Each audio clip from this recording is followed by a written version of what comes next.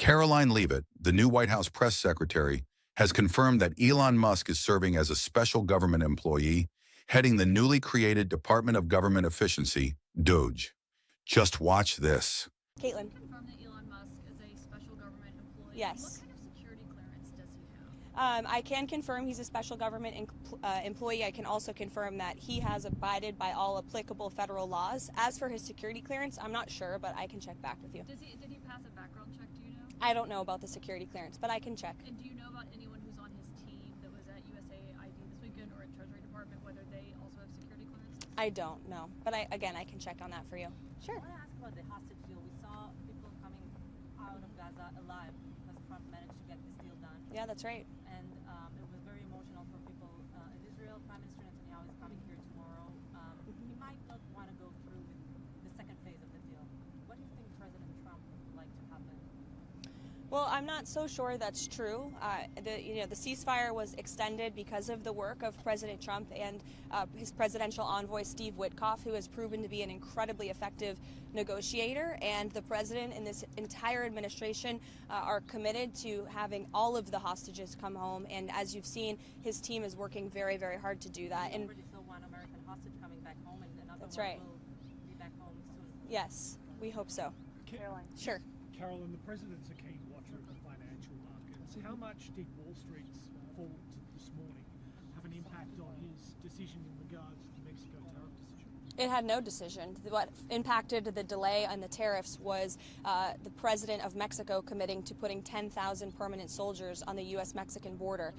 The president cares about American lives. And as I just said on television, there's a lot of talk about the markets. There's a lot of talk about the cost of goods. This administration is wholeheartedly committed to bringing down the cost of living in this country. You see that through deregulation, through the energy actions this president has taken, and also through his commitment to cutting taxes. But when it comes to the cost of an American life, I think for those of us who have children, there's not enough money in the world to bring back the lives that have been lost because of the illegal drug and border crisis. And the president is committed to ensuring that Canada and Mexico and China understand that the United States is not going to be a dumping ground for illegal fentanyl that is killing young people in this country. It's the leading cause of death amongst those aged 18 to 34. And that's the president's #1 priority, is protecting American lives. Caroline, Can you talk more about the first call that President Trump had with Prime Minister Trudeau this morning? What were some areas for potential negotiations and any bottlenecks?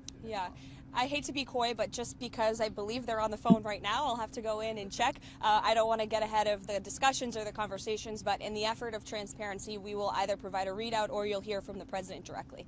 Caroline, what do you say to Americans who understand the president's negotiating strategy and understand the goals that he's trying to achieve with tariffs, but are worried they're going to get caught in the middle of this and feel the pain, potentially in the short term or even long term? Well, they won't get caught in the middle if they just comply with what the United States is asking for, which are very simple measures to work with us when it comes to border security, to cooperate with the repatriation of their nation's citizens. You saw President Trump effectively utilize tariffs when he was negotiating with Colombia last weekend as well. Ultimately, they conceded and agreed to the deportation flights that many of them have landed in the last week.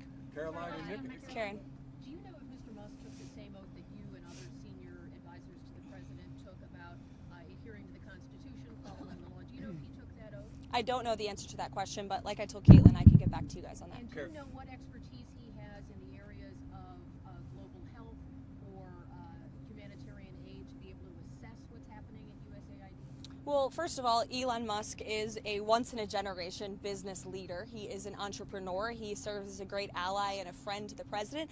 And I think Elon Musk also has a little bit of common sense. And I think the American people really appreciate that when it comes to the federal government, because it seems like all common sense has been lost in this city. And that's what you see when you look at USAID. I know Secretary Rubio made some comments about how he will be acting as the director over that agency. And here's the reason why Elon Musk and others have been taking a look. Because if you look at the waste and abuse that has run through USAID over the past several years, these are some of the insane priorities that organization has been spending money on. $1.5 million to advance DEI in Serbia's workplaces, $70,000 for a production of a DEI musical in Ireland, $47,000 for a transgender opera in Colombia, $32,000 for a transgender comic book in Peru. I don't know about you, but as an American taxpayer, I don't want my dollars going towards this crap, and I know the American people don't either, and that's exactly what Elon Musk has been tasked by President Trump to do, to get the fraud, waste, and abuse out of our federal government. Thank you, guys.